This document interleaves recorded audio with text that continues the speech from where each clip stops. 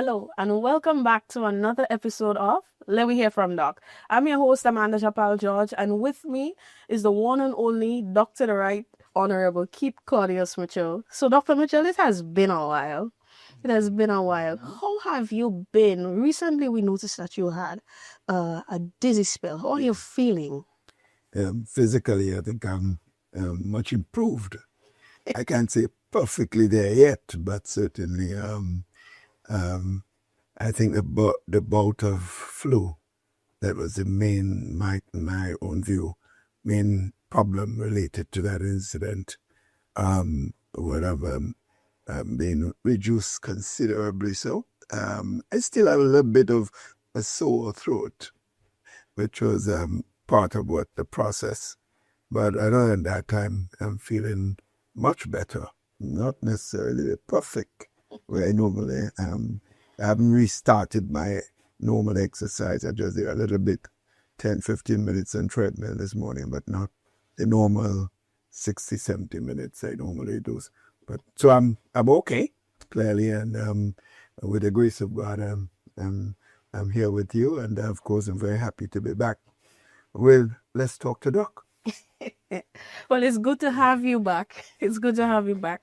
We noticed, Doc, on Facebook, social media, there's a lot of get well posts and stuff that was shared. Did the Prime Minister, any government officials reach out to you? No, I didn't hear from anybody from the government side.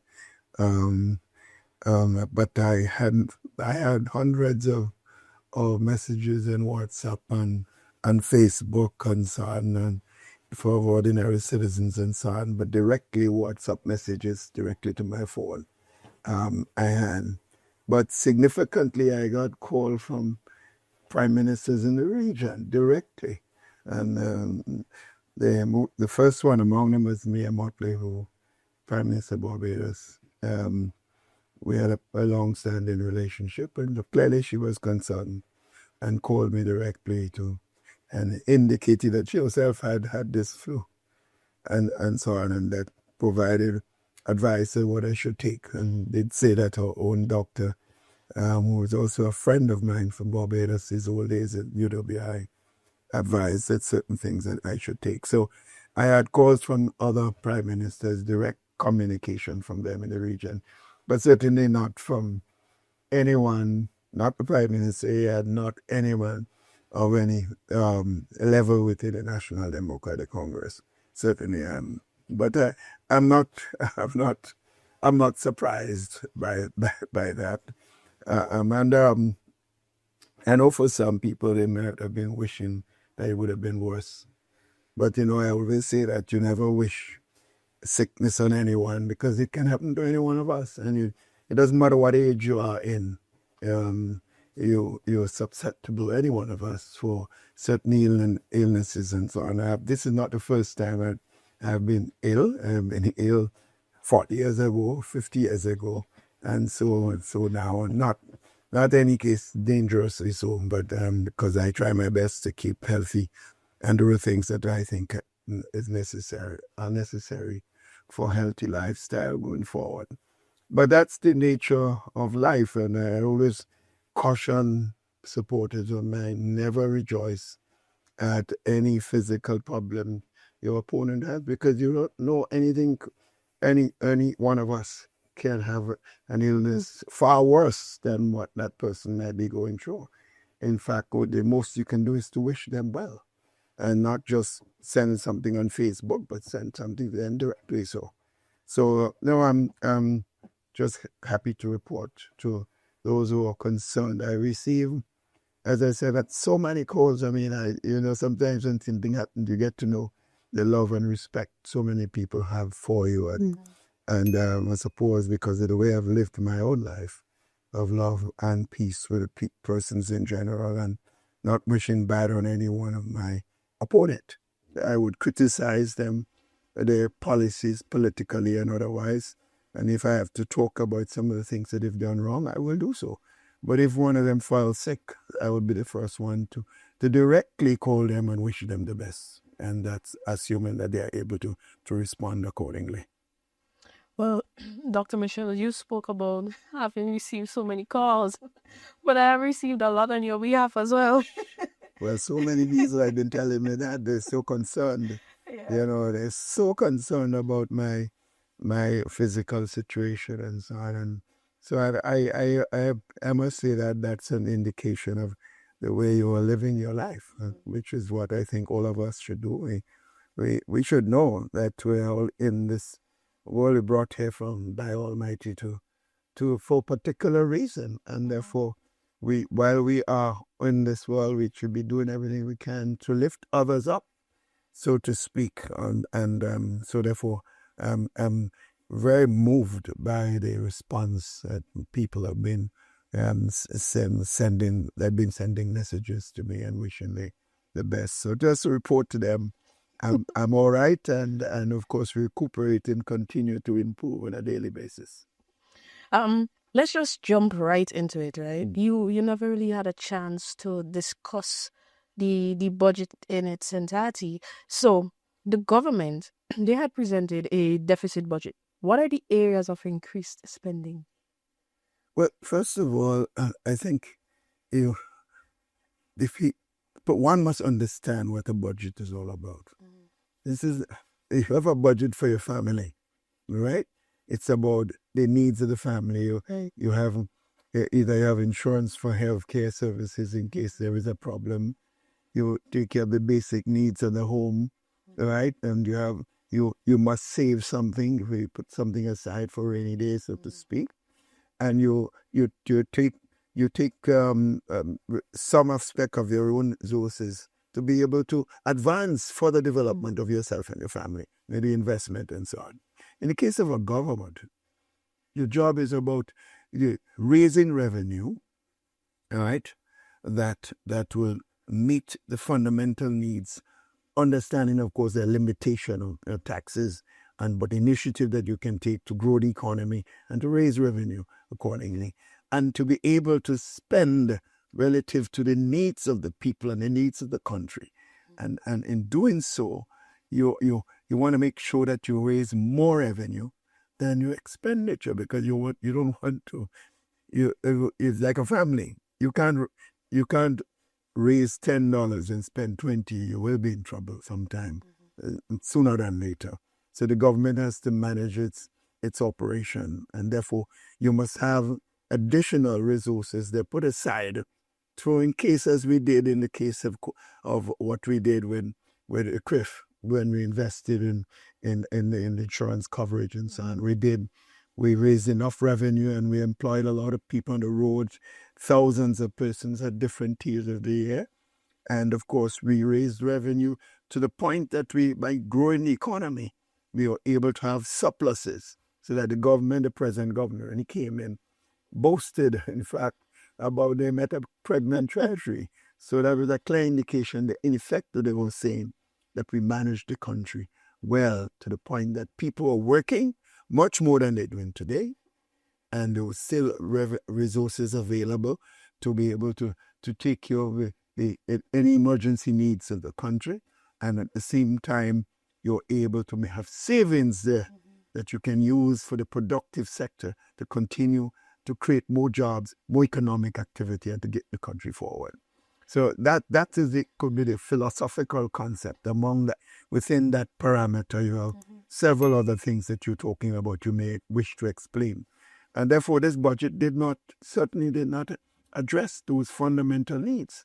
For one, expenditure, you had a lot of resources spent on travels, entertainment, the social needs of the party boys. You had that.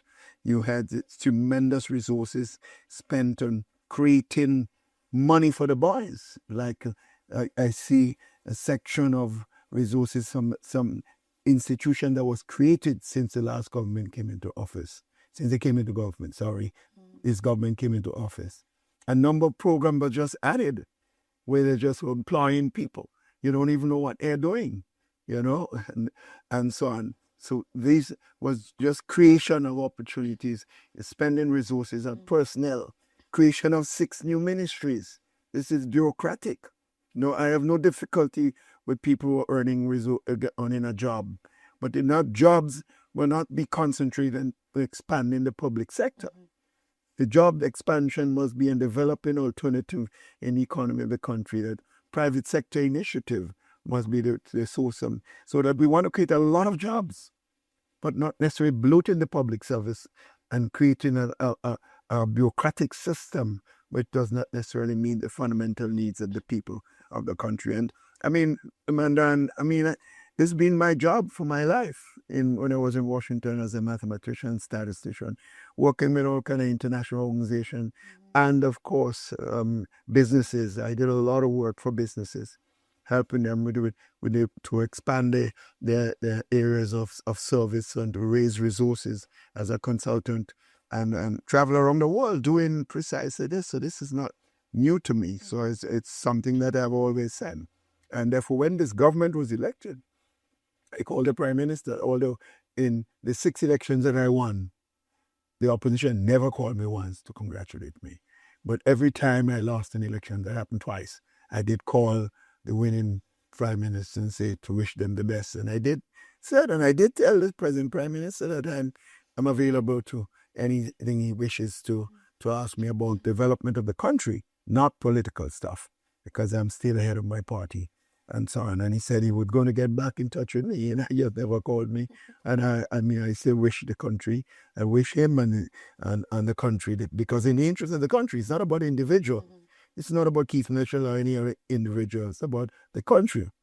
The more the country improves, the more we should be satisfied about who is taking care of the needs of the people. But if you're not doing that, I won't be the first to criticize what is happening in government, as I've precisely done in this present situation that we're facing.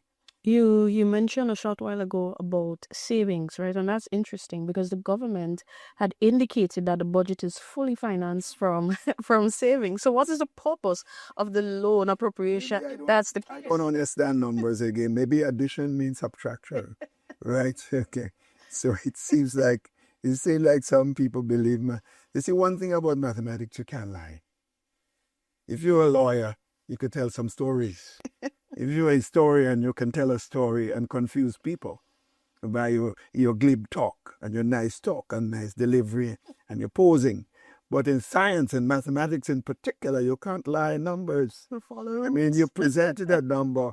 Clearly, the budget is way short of the finances and therefore you had to be talking about raising $800 and something million to finance it, and telling me it was finance. No, we think it's little children you're dealing with, people that are going to school that you're talking to. These guys, they're really doing a poor job and believe by going on social media and making all these wide claims that they're fooling people. But one thing all of us must learn as politicians, you can make noises when you're in government and think you're fooling people. You know? When you're in opposition, you can use all the social media to make all sorts of statements, and sometimes things are not true but confuse people. But when you're in government, it's a different story, because it's not what you see. You could say all that you want, how nice things are, because you may be enjoying yourself and having fun at the expense of the people. But it's how I feel. What policies are you implementing where I believe that I could benefit from? That's what the average man sees and feels. And he's going to be judging you on the basis of what is happening to him. And if you judge what is taking place in the country, a vast majority of it, particularly the ordinary folks, particularly in the rural part of the country, they are petrified about the behavior of this government and the lack of opportunities for taking care of the basic needs of the people. So what crucial areas you observed were cut during the 2025 budget? Well, clearly, you expect, as I said before, to have savings to invest in the productive sectors. You cut there were serious reduction in the productive sectors. Agriculture, there were tremendous drop from one budget to the next. And I don't judge the performance of a budget on the basis of how much money, because you can have a lot of money and not spend it properly. Right. But it's your intentions by seeing a drop tells me something about your intention, and I have to talk about that. So there was serious drop in our question of tourism, which is these are productive sectors. That's where jobs are created in the agricultural sector, and of course in generation of revenue coming to the country and so on. In the youth area, youth activities, which is so important, the youth employment and youth development and so programs and so on, there was tremendous drop again. Many of the programs that the NNP had for helping young people, there was serious drop in resources in that budget. And I could go on and on. There's so many areas, whereas you're seeing increased expenditure on entertainment, more drone activity, right? More pleasure things to have fun, traveling all over the world as they're continuously doing. So they're a very happy bunch right now. I mean, you can see some of them in fact, they're getting, their faces are looking wrong, except the Prime Minister, because he don't seem to be getting fat. They can't say that he is. But most of them are getting, because they're living good. And I can't say all of them, because I always say there's a couple of them inside there. But I can't say, I simply can say the same things about all of them. I've always singled out a couple of them in the government as people that I can't say they're popular. I cannot say that they're doing it great, but I certainly cannot criticize them based on their behavior and so on. I wouldn't do that. Well, the 2025 budget offered a regurgitation of the VAT-free items that was given 2 years ago. Do you think that this is sufficient? But that's the problem with this government, and they believe it fooling people, making big announcement of something that you met in place already, and making it as if for people to believe that it's something new. But who are you fooling? My own view is that you're fooling yourself, and keep fooling yourself. One day, as old people say, one day Congo Day, you have to face your actual consequences of that tomfoolery. And I don't know that the verdict might be what you expect. And that's their problem, but I could only make these points for what it's worth, and I offer advice in a way to demonstrate to them what is the thinking outside on the ground. But that's their problem, that's not my problem. Given the posture of the U.S. right now, do you think that the 2025 budget adequately addresses the impact that it is likely to have on small economies? Well, the fact that they have not prepared or even spoken about the challenges that's coming forward. The fact is, we have a gentleman as President of the United States who are changing his tune on tariffs almost on a daily basis. That's level of uncertainty is very bad for planning, for development, and for those of us who know when America sneezes, all of us catch cold and so on, that we have to be concerned, and therefore the government should be putting in place systems that can be able to protect or what you want to say is create a buffer. So that in case some of these things come to pass, that you'll be able to continue to do things that can make sure that people have a reasonable lifestyle going forward. I have not seen them. In fact, I have not heard them even address the concerns, and I've heard other leaders in the region speaking about uncertainties and the damage that can be causing persons. So, for example, if a businessman in Grenada thinking of investing and expanding, he has to be concerned about, suppose I invest the money here and there is a tariff that imposes tremendous increase in that particular item that I'm providing service for in the country. Do I continue to take that risk? These are serious issues, and it will affect jobs. It will affect the way people think and how the country prepares itself for dealing with the future. Beyond the timing, there have also been concerns and criticisms of how the budget was actually presented. Some said that it lacked clarity, structure, and basically a clear roadmap for economic growth. Yes, I think some people may be zeroed on the Minister of Finance. The Minister of Finance is the presenter of the government document. So it cannot be isolated to the Minister of Finance. This is the government's budget. And the government is a government led by the Prime Minister. And the Minister of Finance can present something to the Parliament and to the country that the Prime Minister and his major ministers do not support, because the budget simply comes from the cabinet initially. And as I say this, I want to make this point. As I point out, there is something illegal about the budget that was presented. And again, that cannot be blamed on the Minister of Finance. The budget is supposed to be a document that final results come of the presentation of the numbers come from the Finance Committee. We had a Finance Committee, and the government changed after the Finance Committee met and sent the document, agreed on the numbers that should have come to the Parliament. They changed the numbers on 6 votes. So that means the budget itself was illegal. I made the point. Nobody has answered. Someone asked the Minister of Finance about that statement that I made. I don't understand. Minister of Finance said he wasn't in Finance Committee. No, the Prime Minister was the one presenting the document. So if any question has to be asked about the different numbers, he would not have known. He only presented what was given to him by the government as the Minister of Finance. He took himself out of that equation. So I don't know. And it seems a strange way of operating. It tells you something about how this government proceeded to treat the interests of the people. A budget that, of course, has enormous impact on the livelihood of every single Grenadian, Cariconian, Petit Martinican, and it's treated it in such a callous way. This is the part that people have to be concerned about. You mentioned strange, right? During the budget presentation, we actually saw a strange occurrence during the wrap up of the debate. So, can you walk us through what occurred and what's your perspective? No, it's a simple thing. Those who know the rules of the Parliament, I heard some people talking loosely about rules, and they clearly don't know the rules, or they're playing politics with the rules.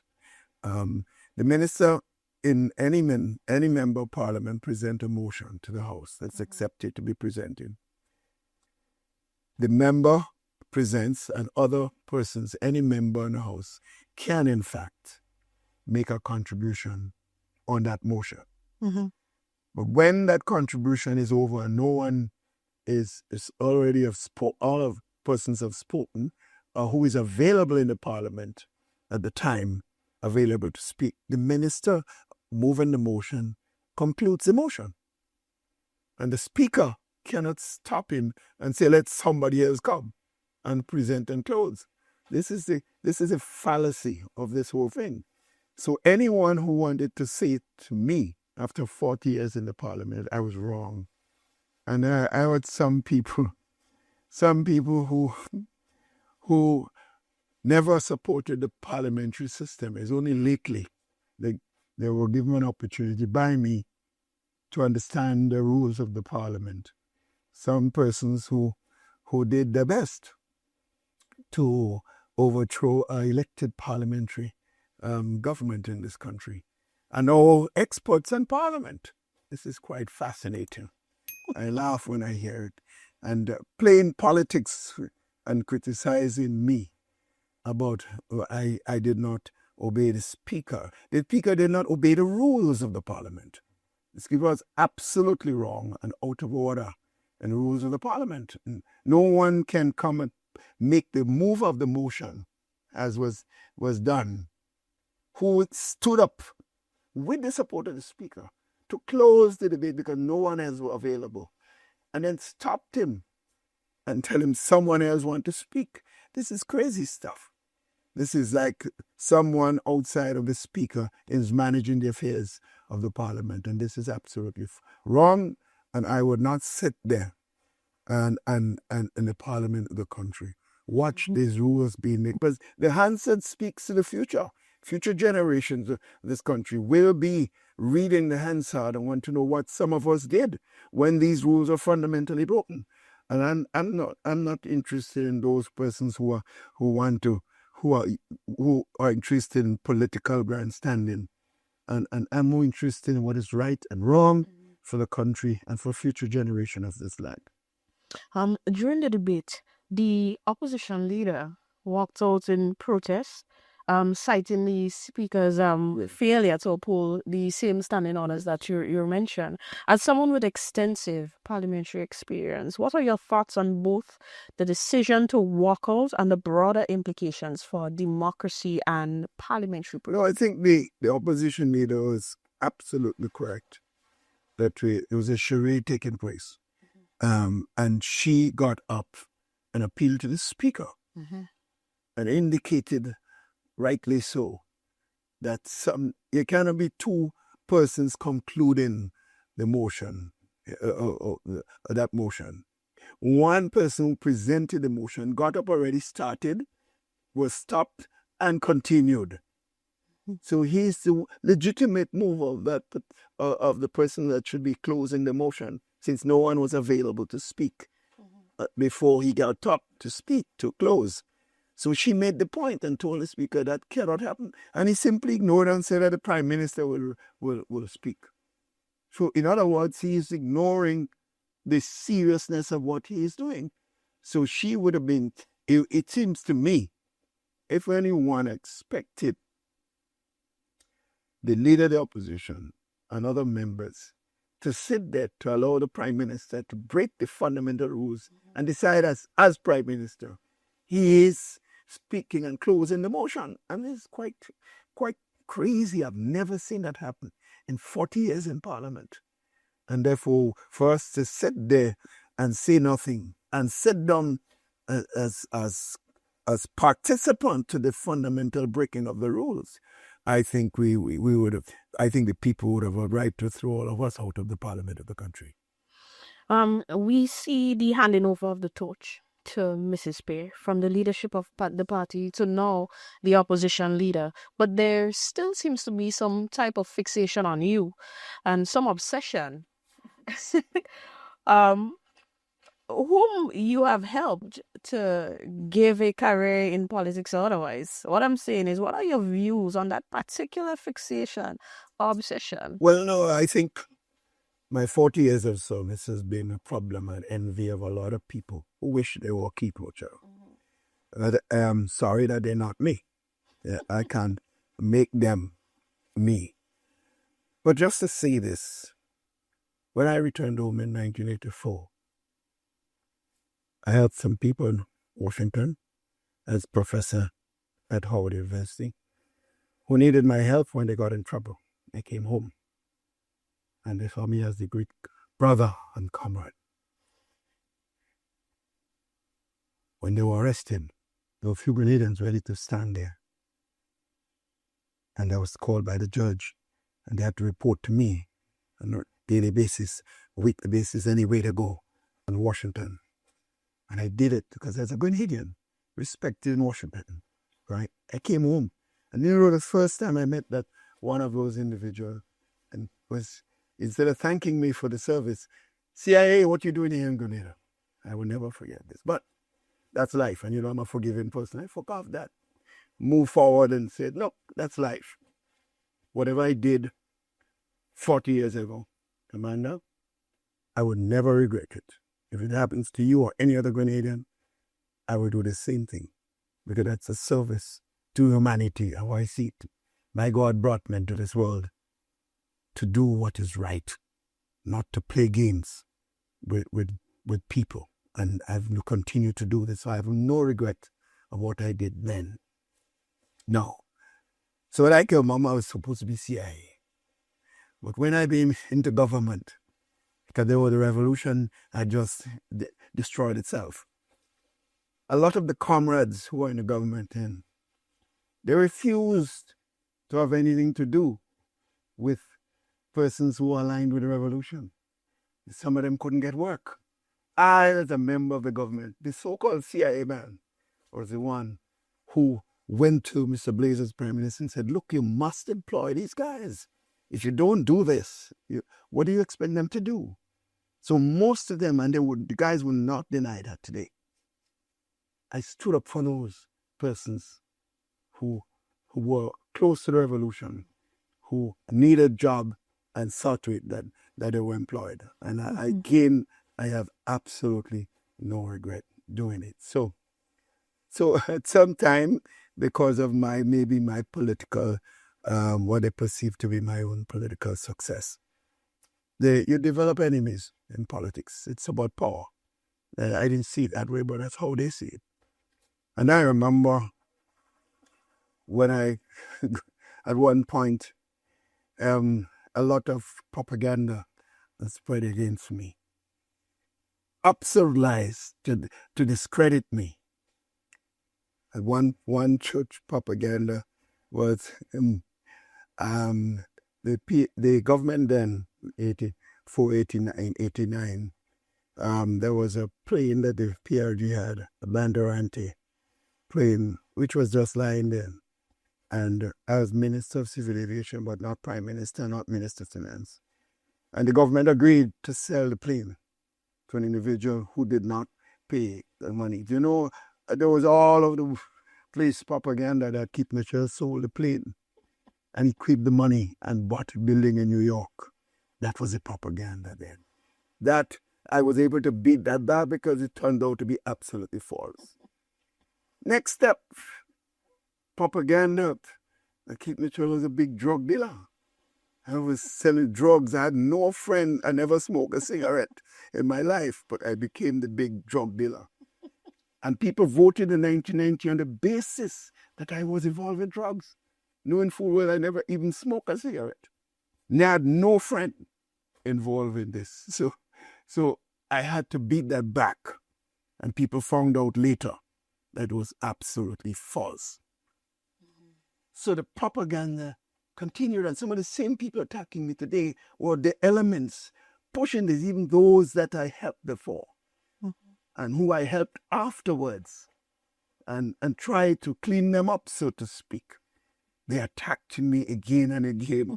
And Amanda, that's me. Maybe that's my life. Maybe that's the role that my God brought me here to face some of these elements. And I could deal with it. But I know in every case, they have failed enormously. But did I expected anything? I thought it will stop. Stop? Well, praise. One of the worst ones, you remember the famous that I went to Europe and collected $500,000 in a briefcase? The same people who are running them out today were the chief architect of that propaganda while I was Prime Minister. And they had people believing all over the world, and they had a tape. They're going to show the tape, and they're going to show the nation, I'm collecting this $500,000. Absolute lies. It was proven to be lies again. And I said to them, you know, at one time, before a campaign was written, they got a girl to go on a platform and say that I raped her. And that as soon as the election, they're going to arrest me for that rape. When election came, the lady ran off to Miami. Forward. So I was accused of rape, I was accused of plane, I was accused of drugs, I was accused of everything. I had to beat back everything. You know, I said not long ago, the only thing they have not accused me of is attempting to kill somebody. Lo and behold, a character who I have no relationship with. Someone that I told not to come by my house 32 years ago. I told him because I heard of his involvement in drugs. He said that I paid him to kill a man. First of all, my whole life has been non-violent. 78 years of non-violent behavior. And my mother could say that I was violent. And as a little baby, I don't know anything about that. So I know myself. No one could make any such statement with any veracity or so. But I have asked him to kill who I'm trying to kill. I had nothing against the gentleman. The man was made a senator when I was Prime Minister. But I was trying to organize to kill him. And who is being identified with him and whose money was shared is a person close to a member of the NMP who wanted to be leader. All the names of people close to that individual who before years ago was all part of the briefcase, and the attack on me personally. When will they stop, Amanda? When will they stop? They want power. Go get power for yourself. Why use me? And it seems like anyone wants attention in Grenada, they have to call in him a clean lecture. Why me? I've now given up leadership of the NMP. I've given up leadership of the opposition. I'm signaling that I give my period of service to this country. I'm at peace. Leave me alone. If you don't leave me, you're going to suffer, because you can't tell lies and expect to succeed on lies. I'm sorry that if you believe that you should be leader and that you needed my support and I can't give you because I saw that you don't have the character to lead the New National Party, then so be it. So don't blame me. I can only speak for me. I see Emlyn Peard as a suitable person who is able to galvanize the support of the rural community and people who believe in the democracy of this country. I see her as that person, and I feel honored to have the opportunity to recommend her. And I believe with her support, with her work and the work of the team of the New National Party, I honestly believe that we will in fact succeed. I think I could feel the vibrations on the ground, and the fact that the government itself is unpopular, and the individuals who wish to be there doesn't have the support or character to take on Emlyn Peard. So they want to take on and try to characterize it. And sometimes I believe it maybe people wanted to see me. Some of them would have, the incident that happened, they wanted to see me die. I think maybe they had intention. I don't know. So you can't kill me physically, so you try to kill my character. And with whom? With whom? Look at the individual. Come on. Come on. Come on, guys, get serious. I don't know this man. Never had a relationship for years. And again, come on, guys. Come better than that. Come better than that, man. Try something else. It cannot work. All the propaganda failed. This one would lie flat. Because everybody that knows me, I'm very much a non-violent person who has never had a history of involvement in it. And look who I want to kill. Somebody I made a senator. It's strange, but that's life. That one will bite the dust one more time. Yeah, I'm laughing because in my mind I said, Doc, you will trend again, Yes. Well, it has to trend because I notice I didn't call names, but I think people know who I'm talking about, and I'm ready for all of them. Come. Keep coming. Make up a story I tried to rape somebody again. Make up another story I was involved in drugs again, some drug deal I was involved. Come with it. I'm waiting. I ain't running for nothing. So keep going. Keep going. That's very interesting, By the way, there's a mall. There's a mall called Power. I think you should buy that for your friend, I think you should buy that and give it to your friend as a gift. Well, I don't know. Well, I'm sorry for them. I can't be. They have to blame my mom for me. And so I didn't make myself. And Mom and the Almighty God for the person that I am and continues to be. And I live a very simple life. I don't have any feeling of earning any material things in my life more than what I have. And I am less involved today materially than when I came from Washington in 1984. In other words, while some people might seem to have prospered while they're in government, no one can say that this 40 years service as a representative person of Keith Mitchell have in fact benefited from anything service in government. I have lost material things that being in them. And less, and it is known that 20-something years, 40-something years ago, I presented my asset with my wife then as over $17 million asset, and everybody said, so today I don't have half of that. Clearly I don't have. And therefore, what I'm saying is that it could be checked out with that public statement. I presented my asset and liabilities in 19, I think it was 19, maybe or 1990. I don't know the exact year. And it became a story all over the Caribbean because not very few politicians in that period had ever presented their asset and liabilities to the country, to the public. So some people presented it as part of the private commitment to the government of the day, but not to the public. I was the only person, only politician that had done this in 40 years. Well, Doc, we are about to wrap up. Yes. But there was a particular statement that had bothered me for the last few days, right? And the Prime Minister recently referred to Mrs. Pear as a mother hen, right? A phrase that, we perceived as condescending and dismissive. What message do you think it's sending about the state of political discourse currently and the treatment of women in leadership? Well, I think, like, all I could say, man, that this is unfortunate, but the Prime Minister chose those words. And I have already said to the members of the NDC and to him, I think the Prime Minister needs to think a lot more before he makes certain statements. There are so many statements he has made that I think is regrettable as leader of the country, and it's a person in that very special position. And calling anybody names like Mother Hen, some unbecoming of the office of the Prime Minister.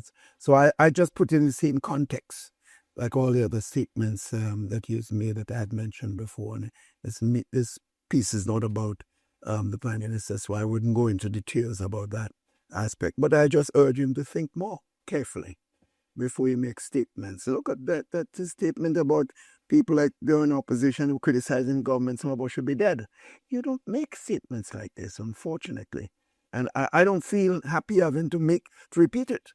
It's not something that I enjoy because it's still my Prime Minister, it's still the country's Prime Minister. And therefore I don't wish to have to criticize on that fundamental mistakes that are being made. I would much prefer to criticize the policy and actions of the government in terms of how they're managing the affairs of the country than to be criticizing a personal statements, action, or character issue of the person who leads the country. I know we're supposed to wrap up, right? But a while ago, we spoke about propaganda and criticisms, right? But I think it's important, right? I just want you to give advice or send a message out there to our young people facing criticism as well, because you've handled it so well. Just give them a bit of advice on how to handle something. Well, no, first of all, when people say things about you that's not right, it must hurt because you're a human being. But do not allow you to affect you to the point that you act irrationally, because that's what they want you to do. And therefore they win when they do this. Many times when people come at you with an attack or which is false, it's about getting you ruffled and getting you to do things. And then they say, you see him, you see her, keep your cool and deal with it rationally. If it's false, say exactly what it is. And if there's some truth in it, admit it and move on and correct it. And that's how I've lived my life. I have made statements in public already, and I found out later this was not right. And I went nationally and apologized to the persons that I made the statement against. And I think when you could admit a mistake, you relieve yourself of the burden of that problem, and you feel lifted out of this. And that's why I think a human being, we all should be, not be afraid to admit mistakes and not be afraid to accept the fact that you're not perfect. Okay. Thank you so much, Dr. Mitchell. That's all the time we have for today, folks. Remember to like, share, and subscribe to our channel. Show them